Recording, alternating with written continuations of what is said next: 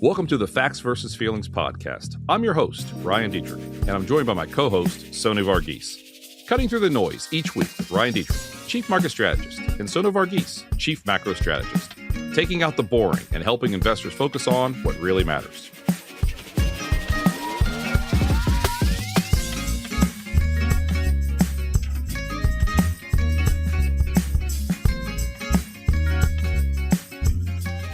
All right, Sonu, rumor has it last week in New York City, you were rubbing shoulders or rubbing elbows, is that the expression? Rubbing elbows with some of the biggest people in the financial industry.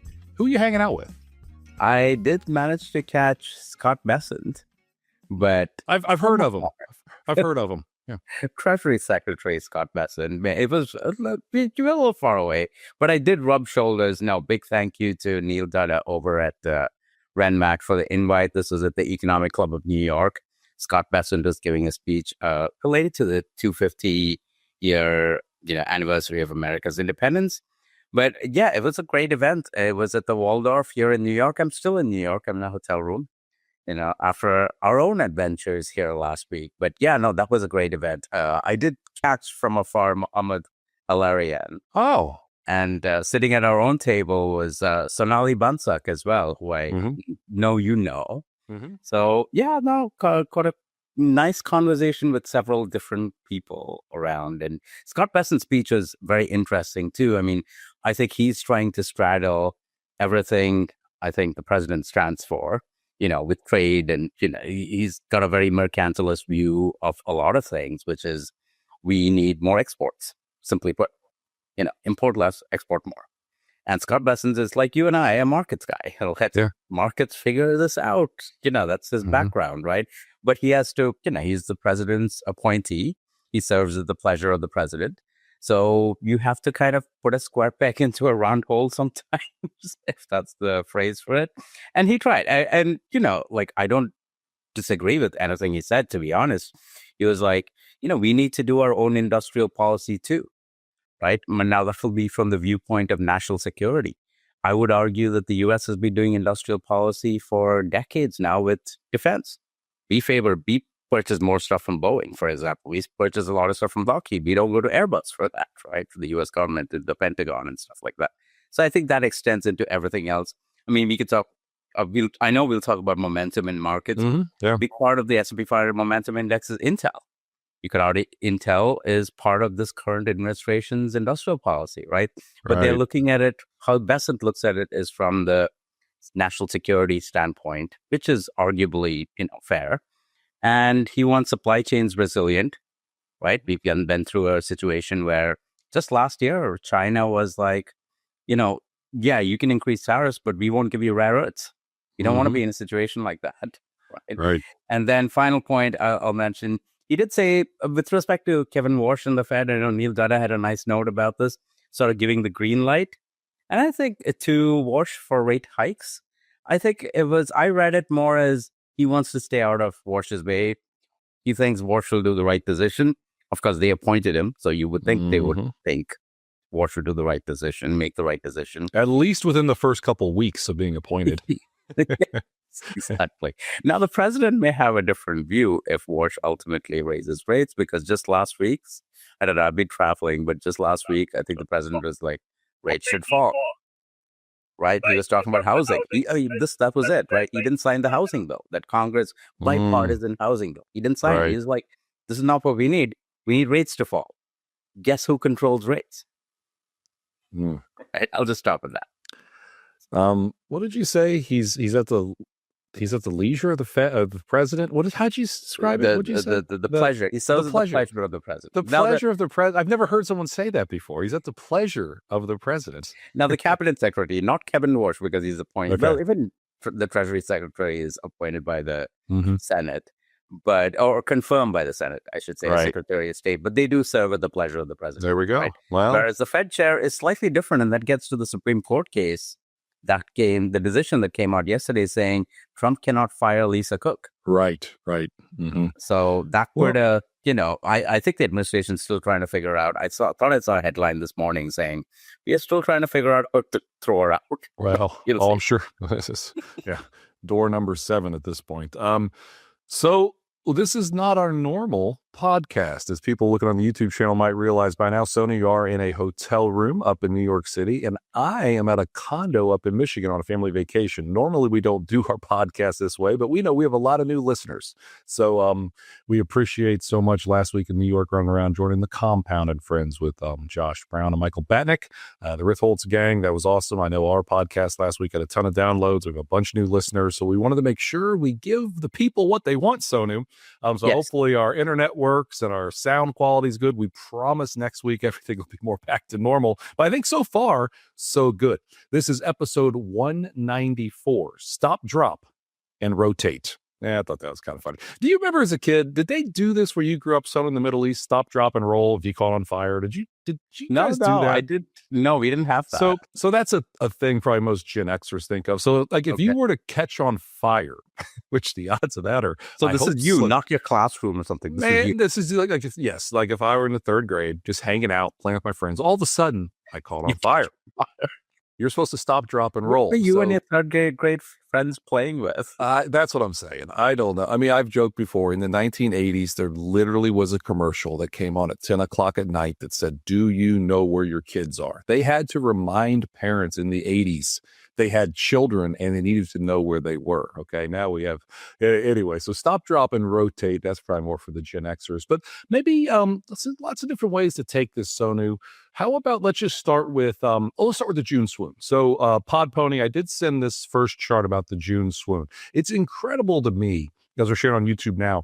The month of June peaks around the 17th and bottoms around the 27th or 28th. That's the weakest time frame almost of the year, honestly. And sure enough, the S&P 500 last week was down all 5 days. Now listen, 3 of those days were not down much, and we'll talk more about market breadth being positive, but hey, down is down, right? It was down 7 of the previous 8 days. We're in this kind of seasonally weak time frame, and we had some pullbacks. We had the Mag 7 lagging. We're going to get into all of this stuff, but it's incredible to me how that seems to have played out perfectly after, a 15% rally in April and May in the S&P 500 to give a little bit back in June. I don't think is shocking. Now, the time we're doing this, June's down just a tad for the month. So I think that's encouraging.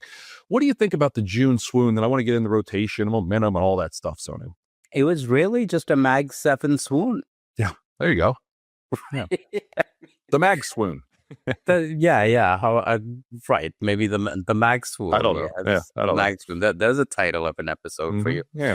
Look, the S&P 500. I'm just staring at my numbers. It's hard to do this with just one screen. I know you deal with just one screen. I usually have 3 or 4. I know. Yes. And you have. And here's another fact about Sonu. There's like 97 tabs open at any one time. So we learned when this computer wasn't working when we recorded these. He's like, "Well, I've got FactSet open. I've got Bloomberg open. I've got that." It's like, well, maybe turn all that off, Sonu. Yes. Yeah. So the S&P 500 is down 1.8% for the month. This is through the second last day. We're recording this on the morning of June 30th. So we don't know what the last day will hold. But tech is down 2.8%. Okay. But tech is still up 29% year to date, right? The second best sector is energy at 21.5%. But tech is not momentum. We've talked about this, and we can talk more about this. Momentum, the S&P 500 momentum index is up 5.5% for the month, right? The equal weight ETF, RSP, is up 2.4%. So that starts to... It just hit a new high. Hit a new high yesterday. And that starts to give you a clue as to what mid caps are doing. I always say small cap, equal weight is pretty much a proxy for mid caps. Yep. Mid caps are up 2.9% year to date. For the month. It's up 15% year to date. Small caps, the Russell 2000 was up 3%, Brian, on the month. First 29 days, I guess, of June. So no swooning there. And small caps are 22% year to date. And one last thing, the low volatility ETF that we use in our models, is LGLV, that's up 3.3% month to date. Wow. That's done better than a lot of these. So, but it is rotation, right? Industrials, for example, are up about almost 6% month to date. Right. And then you think, oh, wait a minute, what about defensives? Yes, I just spoke about low volatility. Utilities up 4%, staples up 2.5%, real estate up 3%, healthcare up 8%. 8%. Think about that. I'll stop there. So I'll dive in there. So last week, I'm not talking for the month, but last week healthcare was up like 7.9%. We'll call it 8%. Now the S&P was down 2% for the week last week. So if my math is right, that's a 10% outperformance. So at least looking at like the XLV, not a recommendation, but the XLV, that big healthcare ETF, that's like the largest weekly outperformance we've ever seen, right? And if you think about like a breadth thrust, that's definition one of a breadth thrust. I mean, and also healthcare just broke out to new highs. So, we're going to talk more about this, or maybe I'll just do it now. Tech has led, yes, Mag 7 is lagged. Now, before the bounce on Monday, the MAGS, MAGS, the Mag 7 ETF, which has only been around, I think, like 3 years, was on pace for its worst month ever, down 13%. If you would have told me or you or probably anyone else, hey, the Mag 7's down 13% in June, I would have probably said, oh boy, bet the S&P's down 5 or 6%. There's probably a bloodbath out there. Like you just said, most stocks, most sectors are higher. It's tech, large cap, maybe some communication services. Most things are higher. Now, one more stat for me, Sonu, and I love whatever else you want to talk about this breadth, the change in breadth we're seeing. Last week, the S&P 500 was down all 5 days, 5 days in a row. Again, the last 3 were not down by much, but it counts. Every single day, we saw more advancers than decliners on the S&P 500. So now I've got data going back close to 30 years on this. That's never happened. We've never had a 5-day losing streak with every single day having higher breadth than not. That, again, is the story of this rotation that we're seeing. If we were seeing rotation purely in the staples or maybe the defensive parts of healthcare, I'd be worried. But like you just said, healthcare has got some different rules. It goes away. Right. Industrials, financials, I mean, they are getting a bid. We talked with Josh and Mike last week. Community banks, 52-week highs, all-time highs. Regional banks, 52-week highs, all-time highs.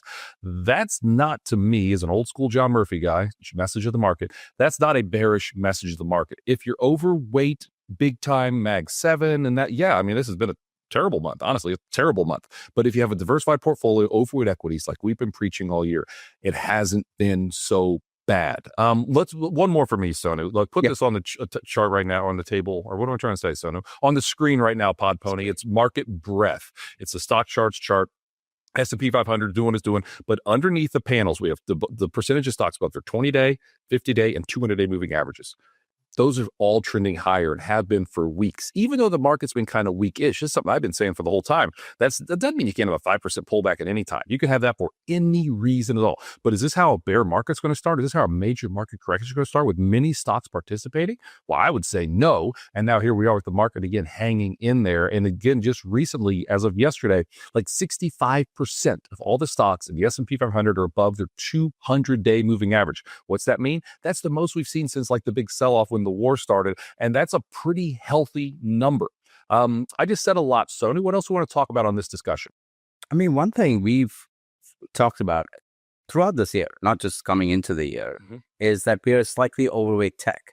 And it gets to the fact that when everyone thinks tech, they think Mag 7, because that's been tech for the last 3 years, for the last decade, maybe the last 15 years.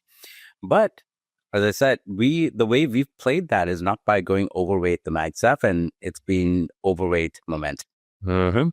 And momentum is a pure AI story now. That's why I said, like, momentum's up over 5%. It's done better than all of this stuff, right? And it gets to, we talked about this briefly with Josh and Mike last week, but I wrote a piece, last week, saying how I learn to stop worrying and love the bubble. It was sort of tongue in cheek. Like, maybe let's send out the pod pun. Let's put that image up of what are you doing on that rocket, Sony, or what are you doing? I'm riding a rocket, or is that a bomb? I don't know what that is. I don't know. Yeah, I think it's the U-flip bomb. Be careful, Sony. We need you. Yeah, I know exactly. But hopefully, no. The idea was, look, I don't know if it's a bubble. Last year this time, maybe 6 months ago, I would have said, yeah, no, I don't think so. Now, I don't know. It could be. I think we could look back 5 years from now and say, oh, that was the middle of the bubble. It doesn't mean if I say bubble, it's going to end or anything like that. It could go on for another 2 years. To be clear, go on for another year. Maybe the Fed kills it. If I had to pick on what kills this bull market, I would pick the Fed more than anything else. Bull markets don't die of old age. I think something as some catalyst is to come and kill it. Maybe it's inflation. We can talk about that. What did Bernanke say? Bull markets don't die of old age. They're murdered. I think is how something, or maybe economic recoveries don't die of old age. They're murdered is how Bernanke put it. But go ahead there. Yeah. Right. So I looked at the .com bubble, and we can put this chart up. And again, let's say January of 1998. And this is not to say that's where we are in the cycle. I have no idea, right? But let's say this is January of 1998. You still had 27 more months before the peak. Yeah. And no, looking back, January 1998 would have been part of the bubble. Right now, I don't know. He could be 96, he could be 98. I think Dan Ives, when we last spoke to him, that was maybe 8 months ago. He thought we were in like 97ish, so that 98 time frame. I'll jump in. I mean, I was on TV with Dan not long ago. He's still saying fourth inning, at least for the AI rollouts and AI boom. Right. Dan's calling it the fourth inning. And that gets to why the Mag 7 have struggled. I mean, set aside Tesla. Tesla is doing its own sort of thing. I don't know what Tesla is there. We can talk with Blake again sometime. We'll bring him back, right? The portfolio manager on that team. But I think the Mag 7, the question is, okay, these guys are spending a lot. What's it going to amount to? But then the market looks at who's the beneficiary of all the spending. We can talk about the Microns of the world. Oh, yeah. You know, and I know you have a chart of Apple increasing the prices, so we'll go there next. But, you know, one person's inflation or Apple's inflation or yours and my Mac, or well, maybe my MacBook's inflation or iPhone's inflation is Micron's margin expansion. Right. And they're the beneficiaries. So we'll definitely talk inflation in a second. I want to dive a little more in the breadth, though. You mentioned like the shot clock, so to speak, when things. Yeah. So just literally yesterday, everyone, like yesterday, as in Tuesday of this week, the time people listen to this, the New York Stock Exchange advanced decline line, common stock only, hit an all-time high. The S&P 500 advanced decline line hit an all-time high. The S&P 600 small caps hit an all-time high. Mid caps hit an all-time high. We have various advanced decline lines, and honestly, this is happening globally too. There's one called the global S&P or the global Dow advanced decline line. Stock Charts has this one that hit an all-time high. What I'm getting at is market breadth leads price. The time we're doing this, would you say S&P is about 2% from all-time high? I think Sonu 2.5%. Time we're doing this ballpark. It's up close. About 9% year to date, including dividends. Including divs, so a couple percent away, but we're seeing breadth hit all-time highs. That usually means breadth leads price. Yes, I can give you an example when breadth hit a new high and price didn't. We can do that, but if you look at the aggregate, usually this is a positive sign. And here's what I'm getting at. You said 98. This is what reminded me of this. Like the advanced decline line, at least on the New York Stock Exchange, peaked somewhere in like the middle of 98. Okay, now the market went up for like another 18 months, give or take. But what was happening, and if you remember that time frame, or read your history books, is because tech was going higher, and lots of other stuff was breaking down. Even in 2006, 2007, more 2007, financials are breaking down, other areas are breaking down. Market making new highs in the middle of 2007, but breadth wasn't participating. What just happened now? Breadth hit a new high. So again, to me, that is not a sign that we're near the end of this bull market. We've been saying that like a broken record. Yes, this bull market is now the 8th longest in history, at least since World War II, I should say. Looking at the previous 7, 6 of them made it at least 5 years, average of 7 years. We have no idea how long this one will go, but I think it continues. And then you consider the fact that small caps and mid caps are just now starting to lead. And listen, we've seen fits and starts. Healthcare too. Healthcare is starting to lead. Maybe we've seen fits and starts with healthcare and small caps and mid caps. And then what happens? Well, the Mag 7 and tech comes back and says, Dikembe Mutombo with the finger wag. No. But if these rotations are happening, it's hard for me to think that this bull market is anywhere close to over. And I know that sounds crazy because we've been bullish. People are like, oh, you're just super bulls. But yes, in a bull market, I tend to be bullish with new highs and advanced decline lines and credit spreads not really showing any signs of stress, with the economy that you look at looking pretty solid. These are all positive things. Now, I think we've hammered the breadth a lot. You want to say anything else on breadth or rotation, Sonu, before we go to some other concepts? No, going back to the 98, looking forward, right? What are you looking for? I want to see some rotation, but I don't want to see too much. Yep. Because if the air comes out of momentum, that would leave me very worried. That would leave me very worried. Let's say low volatility outperforms momentum right now. Yep. That would be a problem.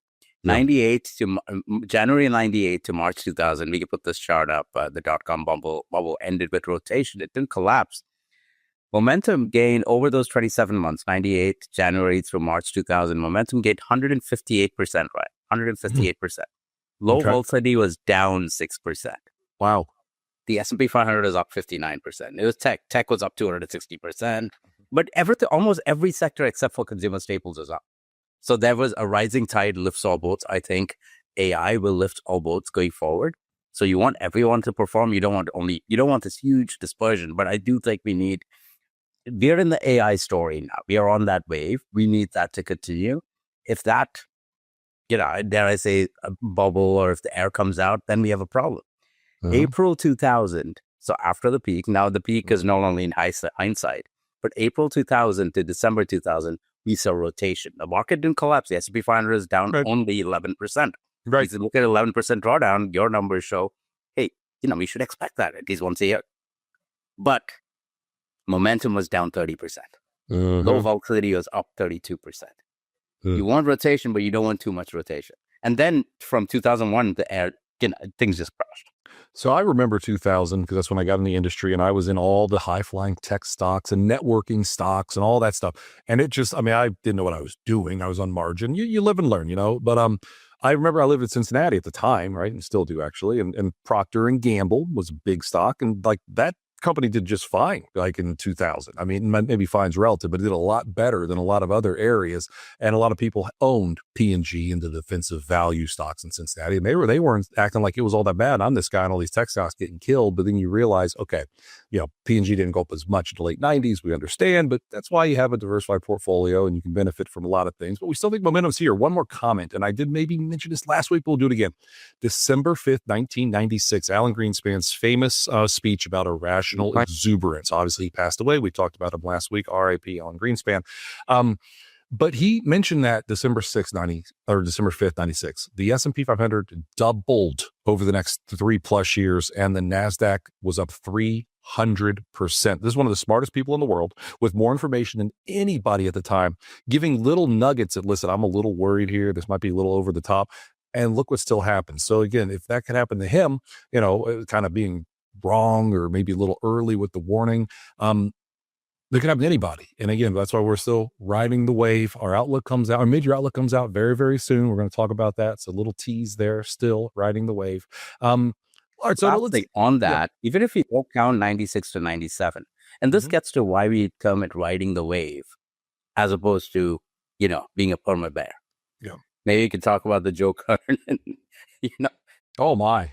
The thing with we'll do that in a second. Jeremy Grant next. But again, one last stat. January 98 to March 2003. March 2003 is the bar. But 5 years and 3 months. The S&P 500 is down 6%. Okay. Right? Or so you think, oh my God, 5 years, close to 5.5 years, you didn't make any return, you're negative. It's not bad. That's not a good thing. Momentum was up 11%, despite the big crash. Momentum was up 11%. Low volatility was up 17.5%, cumulative over those 5.5 years. But the average, I took the average of healthcare, financials, energy. You think these are not correlated with tech, right? Healthcare and financials, energy, the average return of these three over that entire 5.5 year period, 15%, right? And so this is why, how do you avoid the wipeout? Be diversified. No, well said. So again, last week, we get a little personal now, a little fun. Last week, you and I were in New York City. We ran around. You did 2 different hits from New York Stock Exchange. I did 1 hit from New York Stock Exchange. Shout out to JD Durkin. You did his show. What was the other show you did? I forget. FinTech Media, FinTech TV. Yes. Okay, and shout out to Remy Blair. Yeah, so that was fun. I did 2 different CNBC hits, one in the studio up in New Jersey, the other at the NASDAQ over on Squawk Box. I did with Kelly the day before, and then Joe Kernan, you mentioned, on Thursday. And then, of course, we did the podcast, The Compound of Friends. Please listen to that, like over 45,000 people have already on YouTube and even more. So a lot of people have, so check it out. It was awesome, and we had such a great time. And thanks again to the Ritholtz gang for having us back. But I was on with Joe. I sat down in the seat at like 6:16 a.m. I didn't get out of that seat. Now, it didn't mean I was on TV the whole time, I want to be clear, but most of it. I didn't get out of the seat until 6:32. This is like never happened. I talked to Joe and Andrew, standard stuff, nothing out of the ordinary, did my thing. Like Joe's from Cincinnati. I said, hey, Joe, I flew from Cincinnati. You kind of get on his good side, I like Joe. Is he a little cranky in the mornings? No, here's the thing. And, I'm a CNBC contributor, so, I'm team CNBC, let's be clear. But no, like when the camera's off, he's great. Like everything's fine. Like he kind of has a persona, maybe, I guess. I don't know. He and Andrew, they seem very cordial and friendly. Like, they do the TV thing, and maybe there's still a TV thing there. They were like genuinely getting to see each other again because Andrew had been traveling. They haven't seen each other for a while. They're like talking on air and off air. Nice to get to see each other again. And I thought it went fine, but then I was done. Joe said, thanks. I still sit there, right? Then they're still talking. And then all of a sudden, I'm thinking I'm off air because I am. I'm just sitting there because I'm done. And all of a sudden, like Joe like turns to me and goes, "What do you think?" So I was back on. So I was on TV for like almost 15 minutes. So that was pretty cool. That was cool. It was a good conversation. Then so Joe was nice. Everything was fine. Then the next day, Jeremy Grantham comes on, and you've probably seen this, everybody. It's a viral clip. Joe, he was fired up.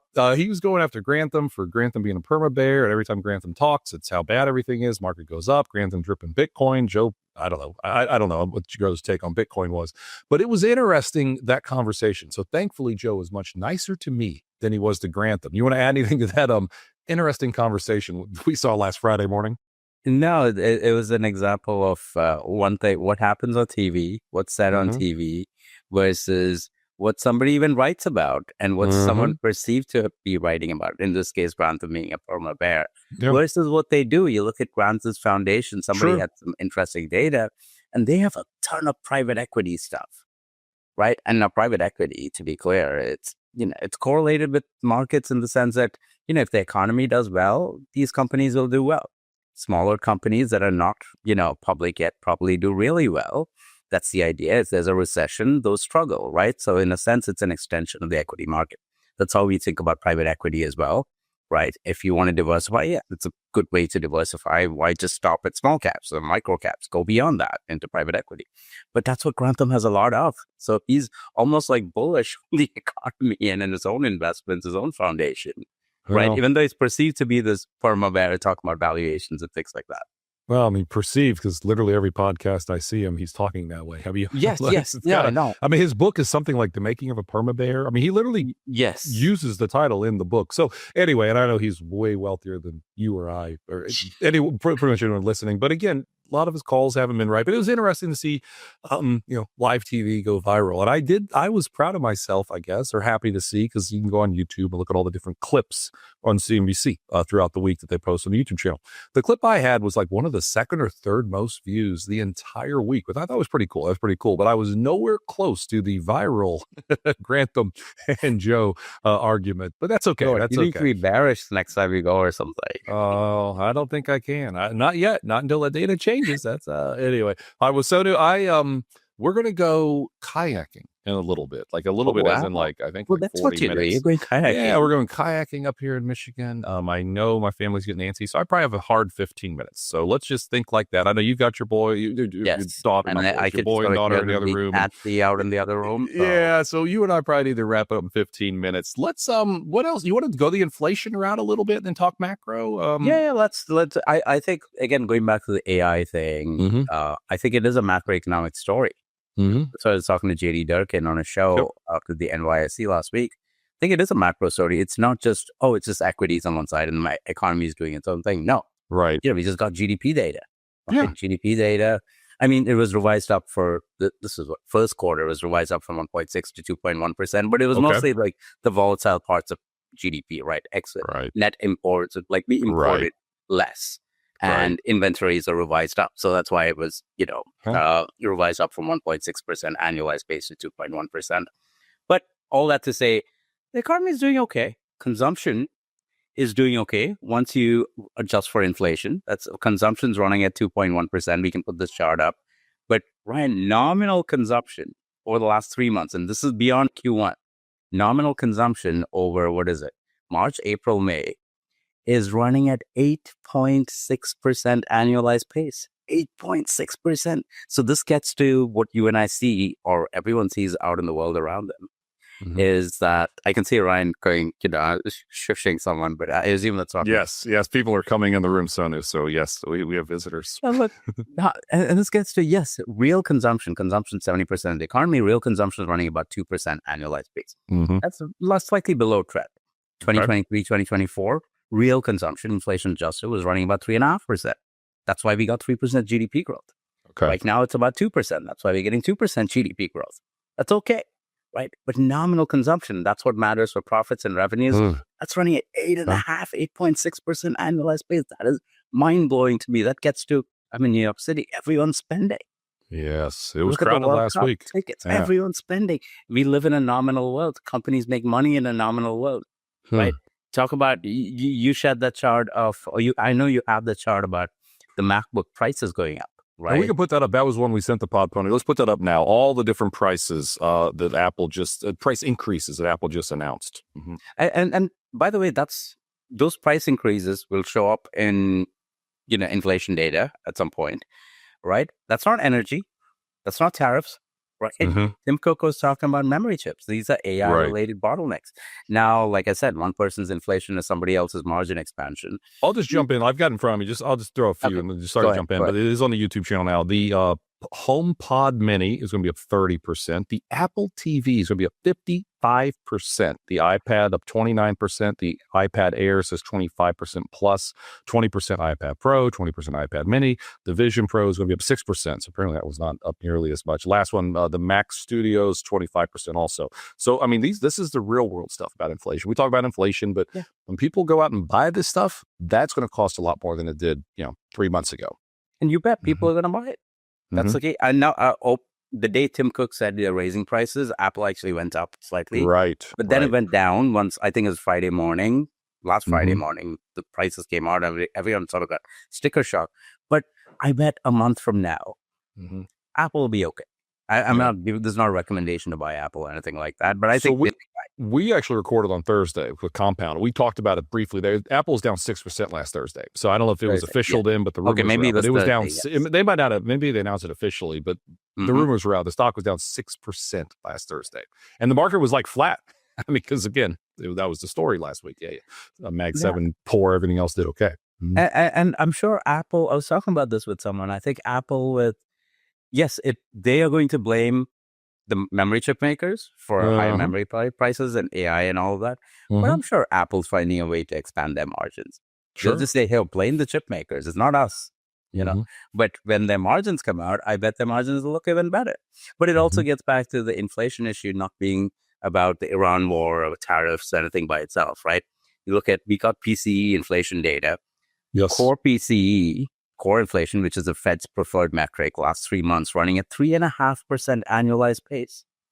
Core PCE came in at, everyone was like, oh, it's soft, 0.32%. Okay. Right. But you annualize that, Ryan, that's 3.9% annualized. Okay. Now you think, okay, maybe that's because of tariffs and things like that, because core PCE is, you got goods and services, and housing, right? 3 buckets if you think about it. Take out goods, take out housing, set that aside. Right. Now the AI bottlenecks show up within goods, but for now, okay, set it aside. Core services ex housing, it's about 50% of core PCE. Okay. Last month, it was up 0.5%. That's 6% annualized. Last 3 months, it's up 4% annualized. We have an inflation problem, but that's what you and I will be talking about. An inflationary growth period, which is good for company revenues, not so great for the bond market. Okay. No, and that's what's been playing out. Obviously, earnings season is around the corner. Micron did have earnings last week. They blew out. We probably don't need to say too much more than it was the big event of the week. It happened. The stock was up 16%. I guess it would have been on Thursday, yet they were flat on the week. So that tells you how volatile the week was. But earnings season, once again, we expect it to be pretty positive, and Micron still looks pretty strong on that front. Let's see here. So that's inflation. It still looks like a little bit of a worry. We've laid out the Fed many times. We don't think the Fed is going to do anything. We think the Fed's on pause. Even if Fed fund futures are saying there's going to be potentially a couple of potential hikes going forward. What else do we want to talk about here, Sonu, as you wrap this one up? I think we started with Bessent, and we round up with, like you just mentioned, the Fed, right? And we talk about what potentially kills a bull market. It would be the Fed. I mean, one thing that's been playing out in my head, we wrote about all the way back in January in our, technically November, because that's when we wrote our 2026 outlook. Yep.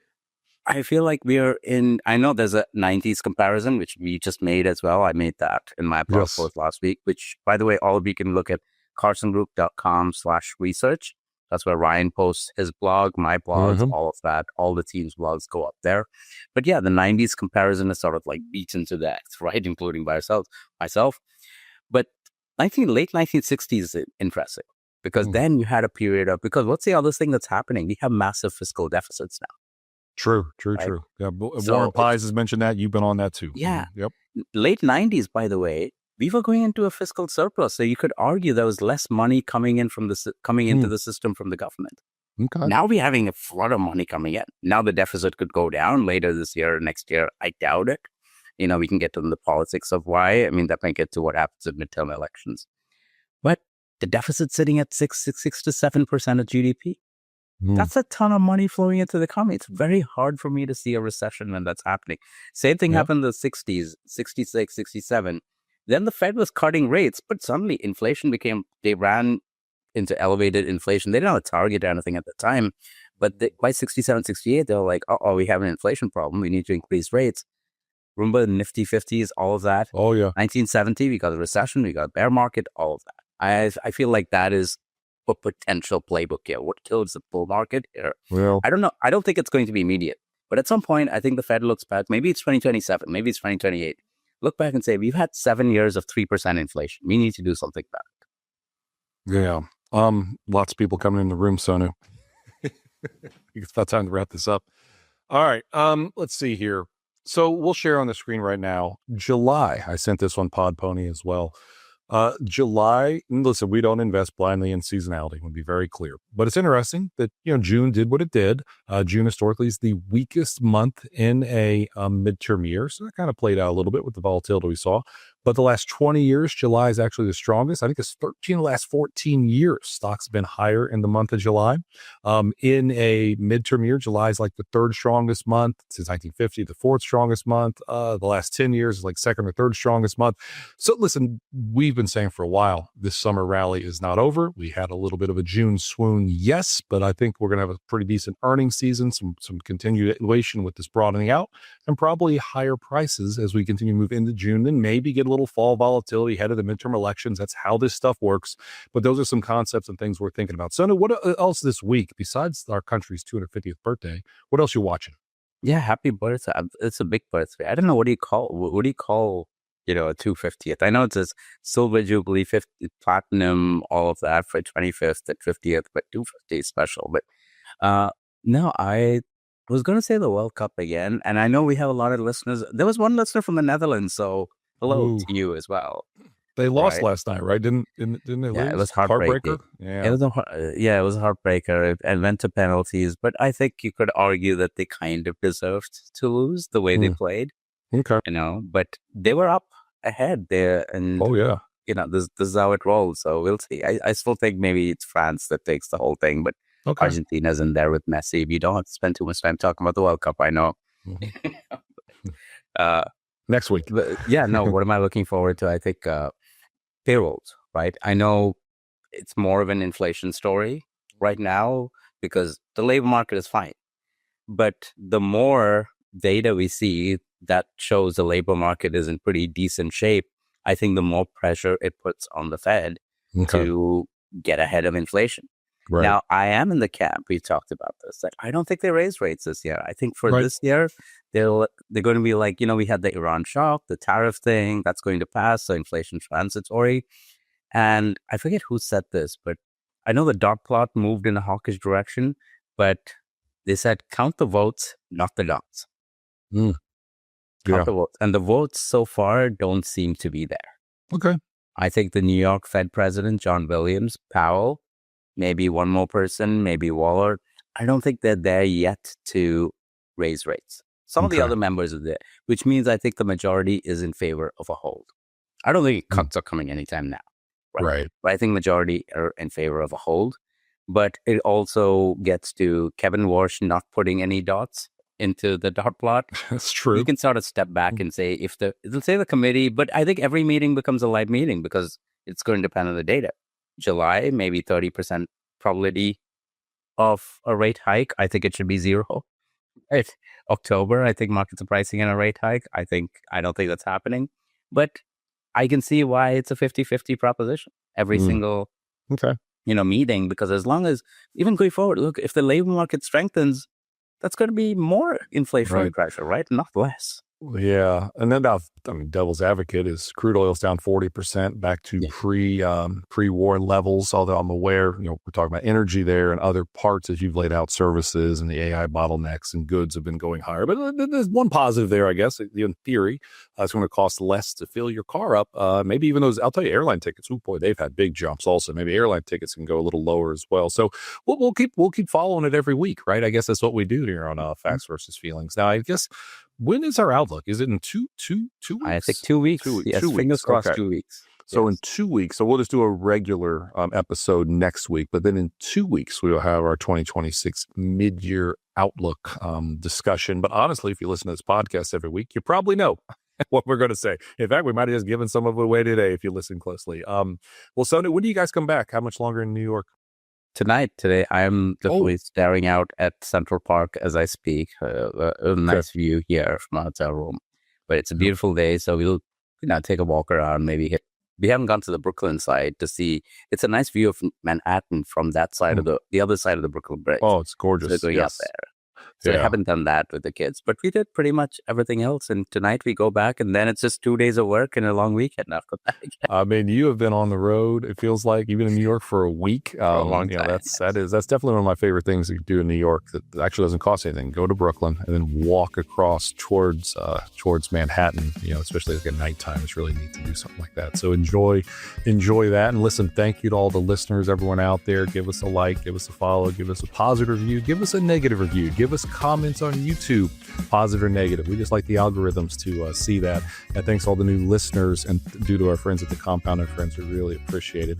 Sonu, I think that's it. I think I need to wrap this up. You need to get going. You and I get going. And hopefully this all worked. I'm looking down here. We're still recording. That's good. I don't want to look down and realize we lost the Wi-Fi in this condo I'm in. It looks like the Wi-Fi is still working. So that's all that. Everybody enjoy the week. Enjoy the holiday. Enjoy the 250th birthday of our great country. And we'll see everybody next week. Take care. Thank you. Information provided on Facts versus Feelings with Sonu Varghese and Ryan Detrick are for general information only and are not intended to provide specific advice or recommendations for any individual.